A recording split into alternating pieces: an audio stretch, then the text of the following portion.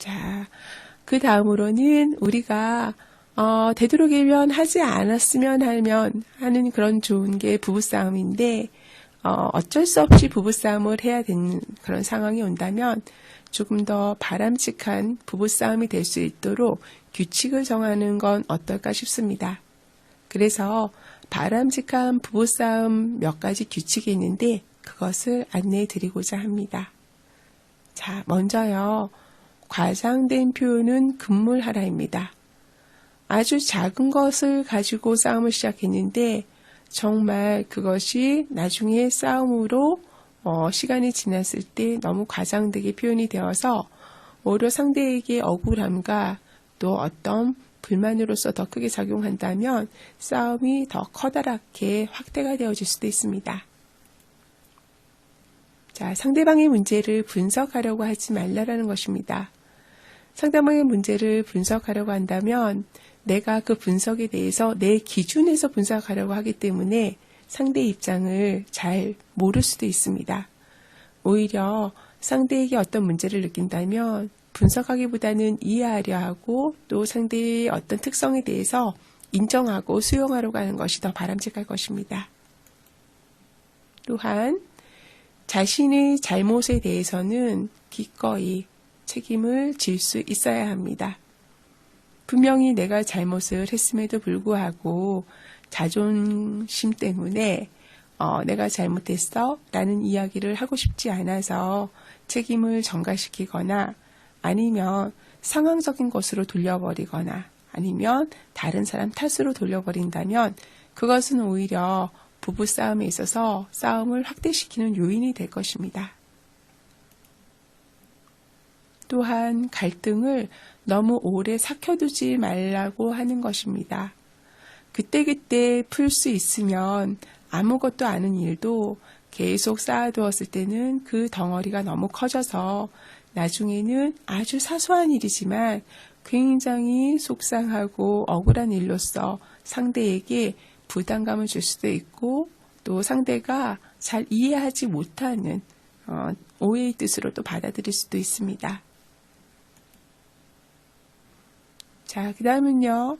자신이 원하는 것을 분명하게 알고 있으라는 것입니다.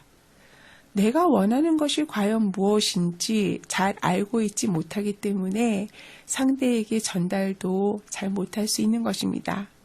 그런데 간혹 당신이 원하는 것이 진짜 무엇인가요? 라고 물었을 때 피상적인 부분만 답변을 하고 진짜 이면에 원하는 자신의 진짜 감정이나 자신이 진짜 원하는 것이 무엇인지에 대해서 탐색해보는 연습을 하지 않았기 때문에 정작 본인이 원하는 것을 본인 스스로도 모를 수 있다는 것입니다. 그래서 상대방에게 어떤 걸 요구하거나 아니면 어떤 불만이 있을 때 내가 과연 그 행동이 싫은 건지 아니면 그 행동 이면에 나는 그것을 조정해서 다른 걸 얻고 싶은 게 있는지 이런 부분들도 분명하게 알아차려서 내가 원하는 말을 확실하게 알려주는 것이 좋습니다. 정말로 무엇 때문에 싸우고 있는지 분명히 파악하라는 것입니다. 아이 때문에 싸우는 건지 아니면 경제적인 문제로 싸우는 건지 아니면 잦은 외식으로 싸우는 건지 정작 어떤 하나의 작은 문제 때문에 싸움을 시작했는데 나중에는 그것이 확대가 되어서 가족, 상대방의 가족이나 아니면 주변의 다른 것들로서 싸움을 더 부추기는 경우도 있습니다. 그렇기 때문에 정말 우리가 상대에 대해서 어떤 작은 것의 요구사항이 있다면 그래서 그것 때문에 싸움이 일어났다면 그것만 가지고 서로 간의 의사를 소통할 수 있어야 되겠습니다. 또한 문제의 핵심을 벗어나지 말라는 것입니다. 우리는 간혹 가다가 정말 문제로 삼아야 되는 부분에 대해서는 핵심을 보지 못하고 그냥 일상에서 그 문제의 핵심을 피하는 다른 이야기를 하다가 서로 간에 지쳐버리는 경우도 있습니다. 그래서 내가 상대에 대해서 어떤 요구를 해야 되거나 아니면 어떤 부분을 제안을 하거나 할 때 정말 꼭 다루고자 하는 그 문제의 핵심을 정확하게 다룰 수 있어야 될 것이고 또 그런 노력을 해야 될 것입니다. 과거 일까지 꺼내어서 절대 확대하지 말아야 되겠죠. 만약에 싸움이 시작되었다면 되도록이면 지금 여기에 있는 것에 대해서만 이야기하여야 합니다. 그래서 과거에 이미 지나간 일에 대해서는 지금 현재 여기에서 어떤 불편함을 내가 겪는다 하더라도 과거의 일을 끌어들여서 그것까지 모두 확대시켜서 이야기하면 그걸 바라보는 상대의 감정이 오히려 악화되고 싸움도 더 크게 일어날 수 있기 때문에 과거의 일은 이미 지나간 거잖아요. 지나간 일은 지나간 일대로 이미 자신이 마음에서 정리를 하고 난 다음에 지금 현재 여기 이 상황에서 벌어지는 나를 불편하게 하는 것들, 이것에 대해서만 서로 간에 이야기할 수 있으면 부부싸움도 어느 정도 조정이 될 것입니다. 또한 꼭 싸움할 때 상대방의 약점을 꼭 건드리는 분들이 있죠. 이 말을 하면 상대가 정말 기분 나빠할 것이라는 걸 익히 잘 알면서도 굳이 다른 말이 아닌 그 말을 꺼내어서 상대의 감정과 자존심을 꼭 상하게 하고 또 그것으로 인해서 상대가 무언가 불쾌해하면 자신이 이겼다는 승리자의 어떤 자세를 취하기도 합니다. 그렇지만 역으로 돌아보면 굉장히 많이 비겁하고 치사한 행동일 수도 있는 것입니다. 상대방의 약점은 오히려 싸움 상황이 아니라 상대방이 조금 불편해하거나 아니면 자신에 대해서 속상하는 부분이 있으면 그것을 포용해주고 수용해주면서 오히려 약점을 강점으로 돌릴 수 있는 기회를 주는 것이 좋고요.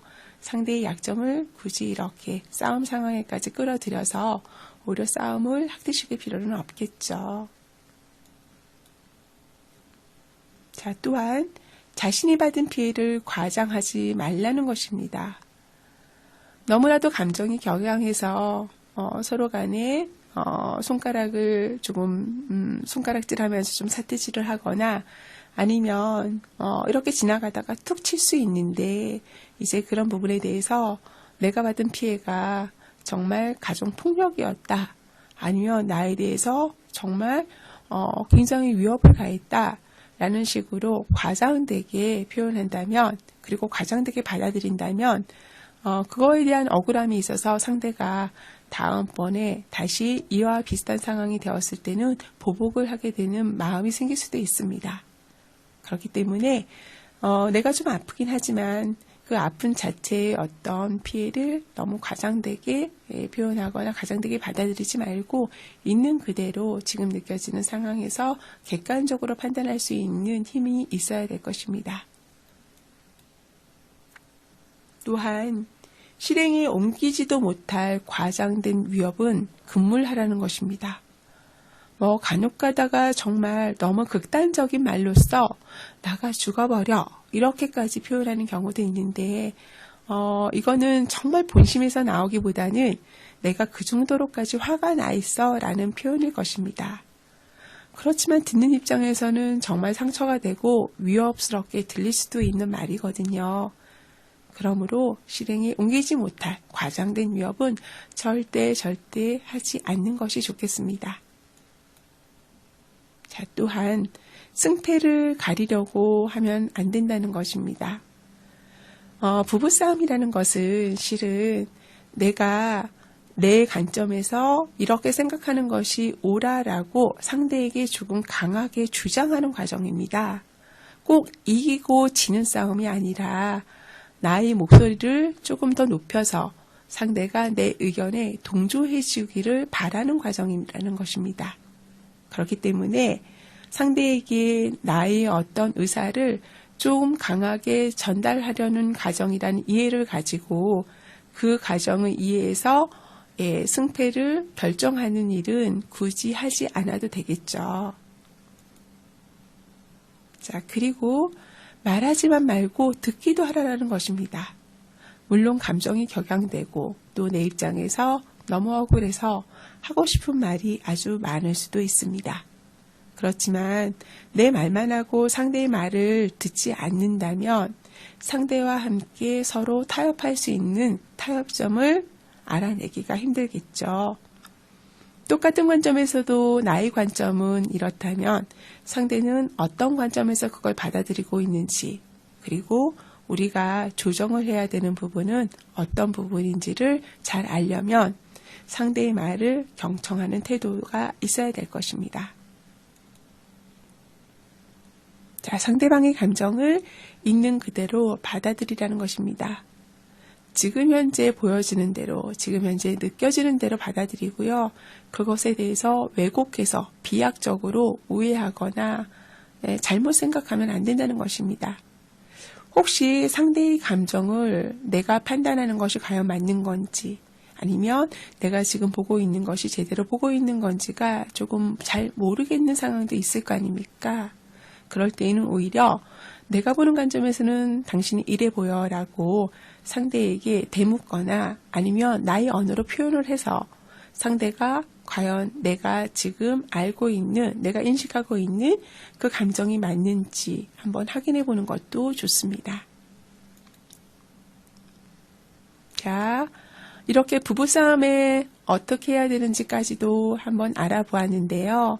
자, 이번에는요. 우리가 가족 내에서 또 빼놓을 수 없는 게 부모 자녀 간의 관계이지 않을까 싶습니다.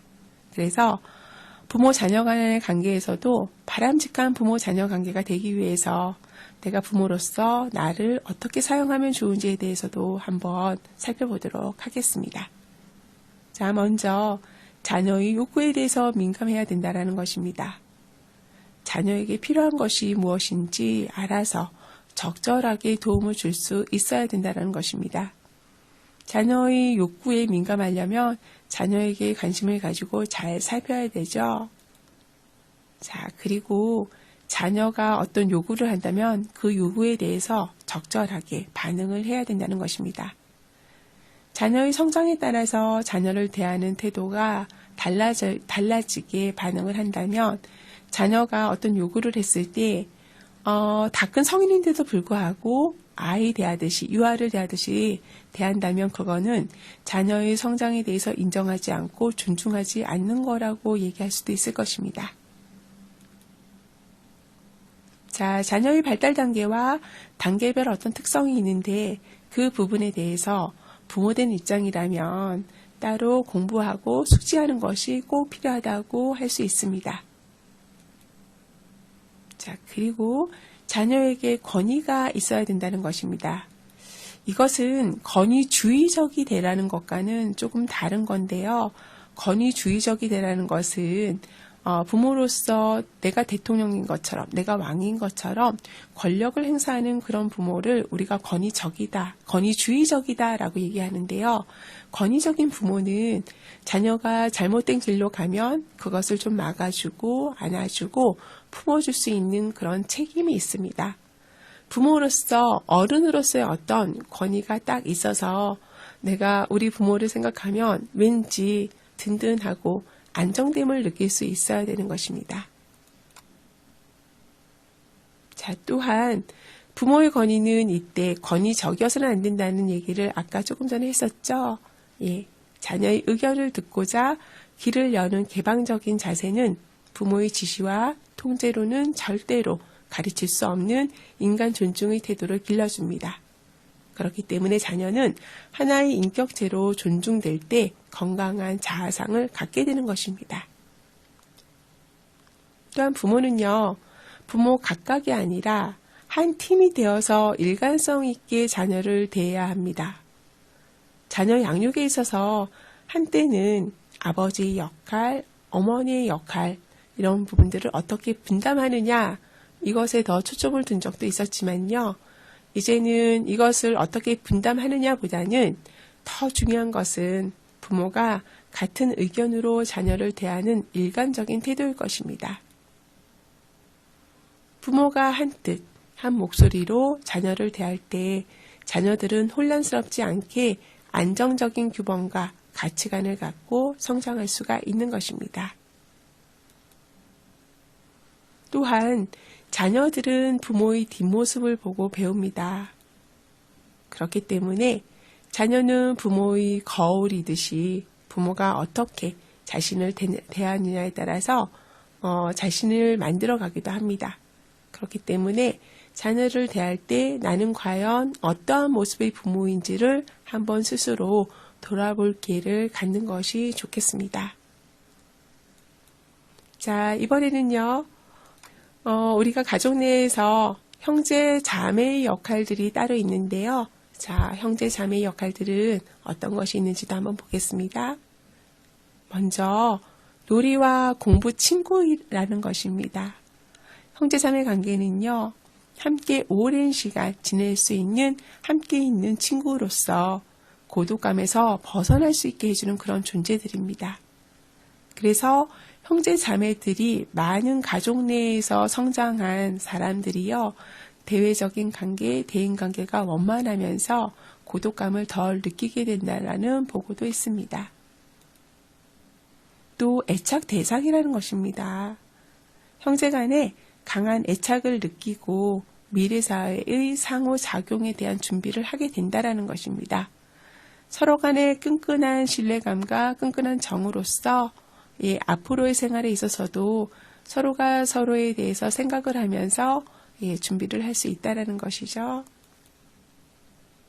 자, 그리고 자아 정체감 형성에 영향을 미치는 존재라는 것입니다.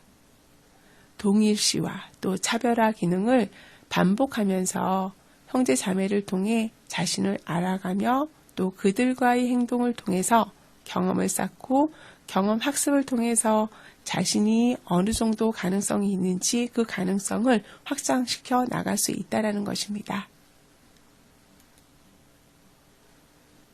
또한 교사로서의 어떤 역할도 할 수 있는데요.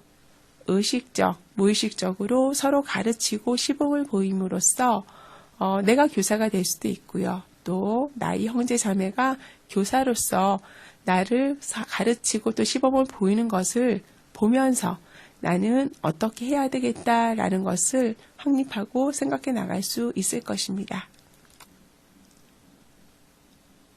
또한 형제자매의 역할로서는요, 사회의 정서적 적응에 영향을 미칩니다. 긍정적인 관계는 공격성을 낮추도록 하고 부정적인 관계는 공격성, 불안 등의 심리 정서적 문제를 보이게 되는데요. 형제자매 관계는 사회에 잘 적응할 수 있도록 영향을 미친다는 것입니다. 또한 방어, 보호, 완충적 역할을 합니다. 위협을 느끼게 하는 가족 구성원과 또 외부 사람에 대하여 서로 간의 형제자매끼리 동맹을 형성하거나 타인에게 형제자매의 보호나 의견이 상충이 되었을 때도 중재하는 그런 완충제 역할을 합니다. 또 적이나 경쟁자가 될 수도 있습니다. 부모님의 사랑과 또 제한된 가정의 어떤 자원을 두고 서로 경쟁하고 그로 인해서 서로 다투고 또 그래서 서로 적이 되는 관계이기도 한데요. 어느 차원에서 보면 일종의 선의 경쟁자나 선의 어떤 적이라고도 할 수 있겠습니다. 또한 상호 규제를 하는 관계인데요. 특별한 규율을 세우고 이에 따라 생활을 하는 데 있어서 충성과 경쟁으로 뭉쳐져서 협상과 계약을 효과적으로 하는 법을 배우게 되고요. 서로를 조정하거나 반대하는 정도로 거리를 유지하는 것도 배우게 됩니다. 또한 성 역할을 개발하게 되는데요. 형제 자매 간에 서로 동료애와 또 동료로서의 역할을 수행하고 또 지속적으로 친밀하게 상호작용하게 됨으로 인해서 각자가 어떠한 성 역할을 해야 되는지도 서로 잘 알게 된다는 것입니다. 자, 그러면 이 형제 자매를 위해서 내가 만약에 부모라면 어떻게 나를 잘 사용하면 될까요? 자, 이거는 사례를 통해서 한번 확인해 보도록 하겠습니다. 자, 형제에 대한 부정적 감정을 무시하지 말고 인정해 주라는 것인데요. 예를 들어서 갓난아기를 안고 있는 엄마에게 아이가 와서 툴툴거리면서 엄마는 맨날 아기하고만 놀고 나하고는 놀아주지도 않고 라고 이렇게 이야기한다면, 자, 첫 번째 엄마는 이렇게 얘기합니다. 너하고도 놀았잖아. 좀 전에 책도 읽어주었구만. 그런데 이러한 답변은 잘못된 답변입니다. 부정적인 감정을 무시하지 말고 인정해주는 답변을 하면 좋은데요. 이렇게요.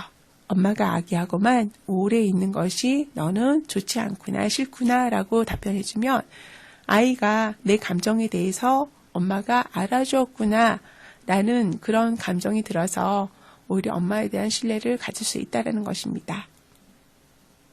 자, 또한 형제 간의 적개심, 불안을 창조적으로 표현할 수 있도록 유도하라는 것입니다. 예를 들어서요. 언니나 형이 엄마, 얘가 내 옷을 다 망쳐놓았어 라고 울고 있다면 그러면서 나도 얘 옷 다 망가뜨릴 거야 라고 한다면 자, 잘못된 엄마의 표현은 이렇게 나갈 수 있습니다.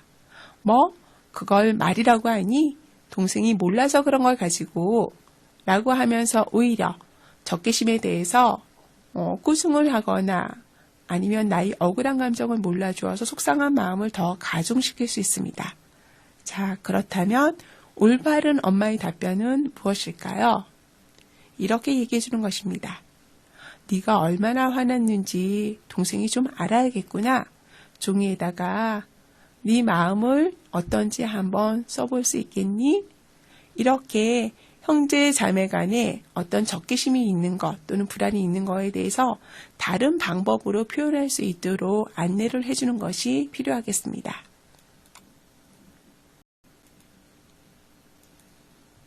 자, 또한 화나고 속상한 마음을 안전하게 표현하는 방법을 가르쳐 주는 것이 좋은데요. 자신의 장난감을 만지는 것에 화가 난 형이 동생을 때리려고 한다면 보통의 일반적인 엄마들은 그깟 장난감 좀 만졌다고 애를 때리려고 해 라고 부정적으로 잘못된 반응을 하는 엄마들도 있으실 겁니다. 자, 올바른 반응은요. 네가 얼마나 화가 났는지 주먹이 아니고 한번 말로 해볼 수 있겠니? 라고 자신이 화나고 속상한 마음을 안전하게 표현할 수 있는 방법을 가르치는 것입니다. 또 비교하면서 꾸짖지 말고 문제점을 지적할 수 있어야 되는데요.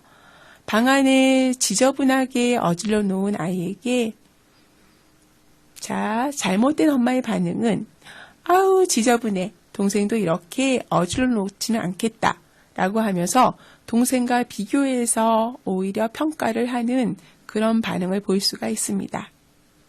그렇지만 잘 반응할 수 있는 엄마는 그냥 비교하지 않고 지금 현재 있는 상황을 있는 그대로 이야기해 주는 것입니다. 그래서 방안이 너무 어질러져 있구나 라고만 이야기해도 아이 입장에서는 내가 너무 어질러 놓았네 정말 내가 좀 치워야겠구나 라는 마음을 가질 수도 있다라는 것입니다.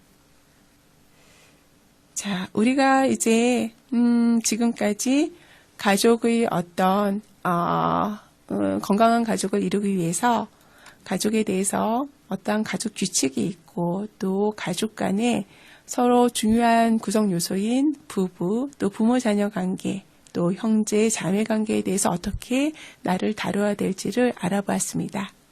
자, 이제부터는 지금까지 들은 강의를 바탕으로 해서 오늘 학습한 내용을 퀴즈를 통해서 한번 정리해 보겠습니다. 새 문항의 퀴즈가 제시가 되니까 잘 보시고 정답을 맞추실 수 있으셨으면 좋겠습니다. 자, 그럼 시작해 보겠습니다.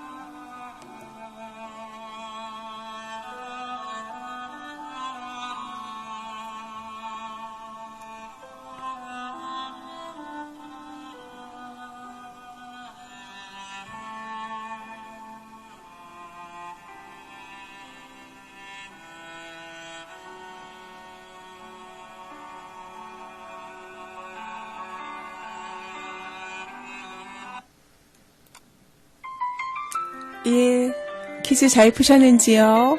예, 지금까지 강의를 들으신 모든 내용들이 여러분들의 일상에 있어서 여러분들이 나를 잘 사용할 수 있게 되는데 꼭 도움이 되기를 바라겠습니다. 감사합니다.